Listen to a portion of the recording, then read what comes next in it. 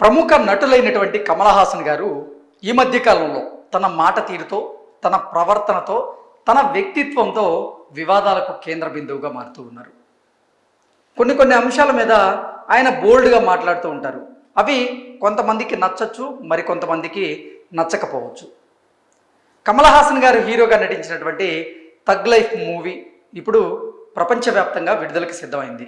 ఈ నేపథ్యంలోనే ప్రమోషన్స్లో భాగంగా కమల్ హాసన్ గారు కన్నడ భాషను ఉద్దేశించి ఆయన సంచలనమైనటువంటి వ్యాఖ్యలు చేశారు. ఆ వ్యాఖ్యలు ఇప్పుడు కర్ణాటక రాష్ట్ర వ్యాప్తంగా తీవ్ర దుమారాన్ని రేపుతూ ఉన్నాయి. ఆయన ఏమన్నారంటే, తమిళం నుంచే కన్నడ భాష పుట్టింది అంటూ కమల్ హాసన్ గారు మాట్లాడడాన్ని నిజంగా కన్నడిగులు దాన్ని జీర్ణించుకోలేకపోతున్నారు. వారు ఎట్టి పరిస్థితుల్లో బేషరతుగా కమల్ హాసన్ గారు క్షమాపణ చెప్పి తీరాలి అంటూ పెద్ద ఎత్తున డిమాండ్ చేశారు. అయితే కమల్ హాసన్ గారు మాత్రం క్షమాపణ చెప్పేందుకు ససేమిరా అన్నారు. నేను అన్న దాంట్లో తప్పేమీ లేదు అంటూ ఆయన ఈ అంశానికి సంబంధించినటువంటి వివాదం ఏదైతే ఉందో దాని మీద కోర్టు మెట్లు కూడా ఎక్కాడు.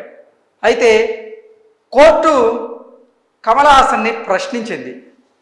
కోర్టు అసలు కమల్ హాసన్ మీద ఎటువంటి ప్రశ్నలు గురిపించింది, కమల్ హాసన్ గారు అసలు ఎటువంటి వ్యాఖ్యలు చేశారనేది ఒకసారి మనం పూర్తి స్థాయిలో విశ్లేషణ చేసుకునేటువంటి ప్రయత్నం అయితే చేద్దాం.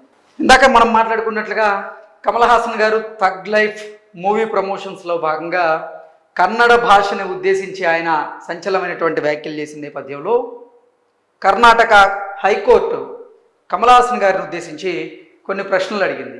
మీరేమైనా చరిత్రకారులా? మీకు తమిళం నుంచే కన్నడ భాష పుట్టిందని ఎలా తెలుసు? మీ దగ్గర ఏమైనా ఆధారాలు ఉన్నాయా? ఎటువంటి ఆధారాలతో మీరు అటువంటి వ్యాఖ్యలు చేశారు అంటూ కర్ణాటక హైకోర్టు అయితే కమల్ హాసన్ గారికి భారీ షాక్ ఇవ్వడం జరిగింది. మీరేమైనా చరిత్రకారులా? కమల్ హాసన్కు కర్ణాటక హైకోర్టు ప్రశ్న. కర్ణాటకలో థగ్ లైఫ్ విడుదలపైన నేడు కోర్టులో విచారణ జరిగింది. కమల్ హాసన్పై కోర్టు ఆగ్రహం వ్యక్తం చేసింది. ఆగ్రహం వ్యక్తం చేసి ఏమన్నది అనేది ఒకసారి మనం చూసుకున్నట్లయితే, ఎంత పెద్ద నటుడైనప్పటికీ ప్రజల మనోభావాలను దెబ్బతీసేటువంటి హక్కు కమల్ హాసన్కి లేదని కర్ణాటక హైకోర్టు హెచ్చరించింది. ఆ అంశంపై తీవ్రంగా స్పందించింది. అతడి వ్యాఖ్యలకు ఆధారాలను అడిగింది. ఒక్క క్షమాపణ చెబితే అన్నీ పరిష్కారం అయ్యాయి కదా అంటూ కర్ణాటక హైకోర్టు అయితే వ్యాఖ్యానించింది. మీరు కమల్ హాసన్ కావచ్చు, లేదా మరెవరైనా కావచ్చు, ప్రజల మనోభావాలను దెబ్బతీయలేరు. ఒక ప్రజాప్రతినిధిగా అలాంటి ప్రకటన చేయడం సరికాదు. మీ కామెంట్స్ వల్ల అశాంతి ఏర్పడింది. కన్నడ ప్రజలు మిమ్మల్ని క్షమాపణలు మాత్రమే అడిగారు. మీరు ఏ ప్రాతిపదికన ఆ ప్రకటన చేశారు? మీరేమైనా చరిత్రకారులా లేక భాషావేత్తనా? ఎందుకు అలాంటి వ్యాఖ్యలు చేశారు అంటూ కమల్ హాసన్ అయితే హైకోర్టు ప్రశ్నించింది.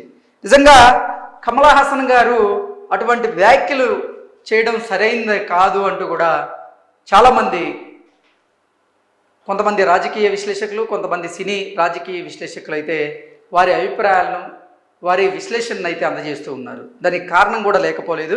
ప్రపంచవ్యాప్తంగా కమల్ హాసన్ గారు నటించినటువంటి చిత్రాలు విడుదలవుతూ ఉంటాయి. అలాగే కన్నడ నాట కూడా కమల్ హాసన్ గారి చిత్రాలు అయితే విడుదలవుతాయి. అలాగే కన్నడ ప్రజలు కూడా కమల్ హాసన్ గారిని ఒక మంచి నటుడిగా గుర్తించి ఆయన సినిమాలను ఆదరిస్తూ ఉంటారు. అటువంటిది ఇప్పుడు థగ్ లైఫ్ సినిమా ప్రమోషన్లో కమల్ హాసన్ గారు కన్నడ భాషని కించపరిచేలాగా మాట్లాడడం ఎంతవరకు సబబు అంటూ కూడా కన్నడ ప్రజలైతే దీన్ని ఎండగడుతూ ఆయన వైఖరిని క్షమాపణ అడుగుతూ ఉన్నారు. కానీ ఇక్కడ కమల్ హాసన్ గారు మాత్రం క్షమాపణ చెప్పేటువంటి ప్రసక్తే లేదు అంటూ ఆయన అవసరమైతే కోర్టుకు వెళ్తా ఉన్నారు. కానీ Kannada film chamber of commerce ఏదైతే ఉందో వాళ్ళు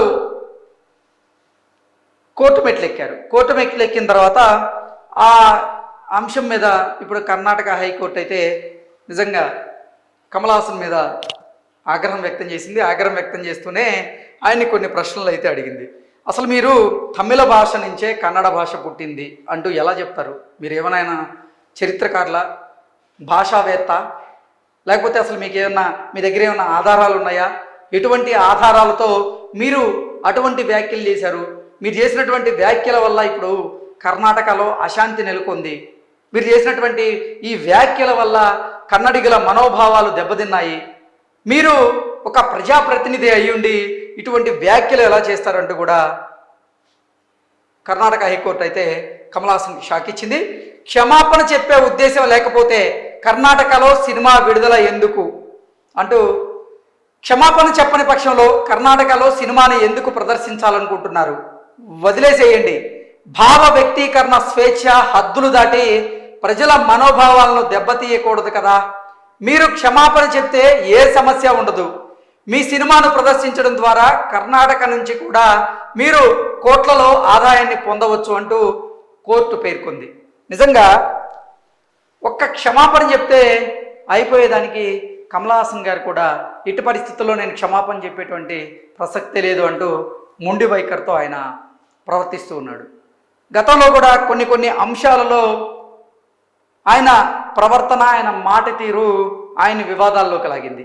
ఇప్పుడు థగ్ లైఫ్ ప్రమోషన్లో భాగంగా ఆయన చేసినటువంటి ఈ వ్యాఖ్య అయితే ఉందో ఇది తీవ్ర దుమారాన్ని అయితే రేపుతుంది కన్నడ నాట. అలాగే కన్నడ ప్రజలైతే కమల్ హాసన్ గారి మీద మండిపడుతూ ఉన్నారు. ఆయన సినిమాని ఎట్టి పరిస్థితుల్లో విడుదల కానియం, అడ్డుకుని తీరుతాం, బేషరతుగా కమల్ హాసన్ గారు మాకు క్షమాపణ చెప్పి తీరాల్సిందే, క్షమాపణ చెప్తే మాత్రం ఆ సినిమాను విడుదలకి మేము ఎటువంటి ఆటంకం సృష్టించాం, మేము కూడా సినిమాను చూస్తామంటూ కన్నడ ప్రజలు అంటే కర్ణాటకలో ఉన్నటువంటి కమల్ హాసన్ అభిమానులు కూడా తెలియజేస్తూ ఉన్నారు.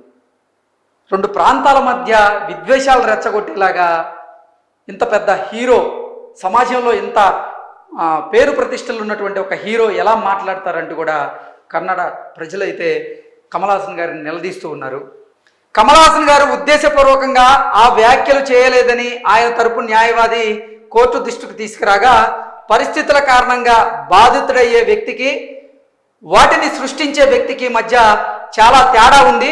ఇప్పటికే కమల్ హాసన్ బాహాటంగా తన అభిప్రాయాన్ని ప్రకటించారు, దాన్ని మీరు ఇప్పుడు కప్పిపుచ్చలేరు, మిగిలింది క్షమాపణ చెప్పడమే అంటూ కోర్టు వ్యాఖ్యానించగా, కమల్ హాసన్ పరిస్థితిని చక్కపరిచేందుకే ప్రయత్నించినా అది పక్కదారి పట్టిందని ఆయన తరపు న్యాయవాది అయితే కోర్టుకి వాదనలు వినిపించారు. దీని మీద న్యాయమూర్తి స్పందిస్తూ, కావచ్చు కానీ కారణం ఎవరు, మీరే పరిస్థితి చేయిదాటిపోయేలా చేశారు, ఇప్పుడు మీ సినిమాని రక్షించాలని కోరుతున్నారు అని కోర్టు వ్యాఖ్యానించడం జరిగింది. ఇటీవల జరిగినటువంటి థగ్ లైఫ్ ప్రీ రిలీజ్ ఈవెంట్లో తమిళం నుంచే కన్నడ భాష పుట్టిందంటూ కమల్ హాసన్ చేసినటువంటి వ్యాఖ్యలు తీవ్ర దుమారానికి కారణమయ్యాయి. దీంతో ఆయన వ్యాఖ్యలపై అధికార విపక్ష పార్టీలతో పాటుగా Karnataka film chamber of commerce కూడా తీవ్రంగా స్పందించింది. ఈ క్రమంలోనే థగ్ లైఫ్ని కర్ణాటకలో నిషేధించాలని కోరుతూ Karnataka film chamber of commerce హైకోర్టును ఆశ్రయించింది. సో ఓవరాల్గా చూసుకున్నట్లయితే ఒక్క క్షమాపణ గనక తాను చేసినటువంటి వ్యాఖ్యలకి కమల్ హాసన్ గారు చెబితే ఈ సమస్య, ఈ వివాదం అనేది ఇక్కడతో సద్దుమణిగేటువంటి అవకాశం ఉంది. కానీ తన వైఖరిని తాను కమల్ హాసన్ మార్చుకునేటువంటి పరిస్థితి లేదు అనేది అయితే స్పష్టమవుతుంది.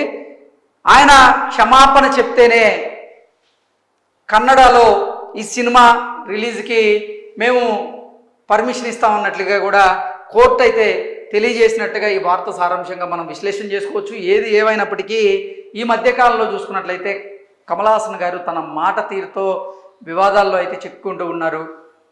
ఒక ప్రాంతానికి సంబంధించి, అలాగే ఒక ప్రాంత ప్రజలకు సంబంధించినటువంటి మనోభావాలను దెబ్బతీసేటువంటి అధికారం, ఆ హక్కు ఎవరికీ ఉండదు.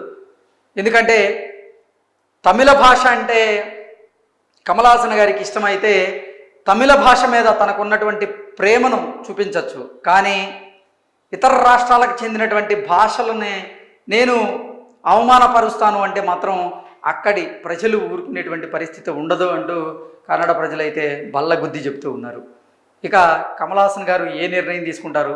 ఆయన బేషరతుగా క్షమాపణ చెప్తారా, లేదంటే అసలు ఆ సినిమాని అక్కడ విడుదల చేయకుండా ఆపుతారా? ఆపితే మాత్రం ఇప్పటికే థగ్ లైఫ్కి సంబంధించినటువంటి నిర్మాతలు ఎవరైతే ఉన్నారో తీవ్రంగా నష్టపోబోతున్నారు అనేటువంటి వార్త సోషల్ మీడియాలో చక్కర్లు కొడుతూ ఉంది. నిజంగా కనుక కన్నడ నాట థగ్ లైఫ్ కనుక విడుదల కాకపోతే కోట్ల రూపాయల నష్టం అయితే వచ్చేటువంటి అవకాశం స్పష్టంగా కనిపిస్తూ ఉంది. Thank you so much.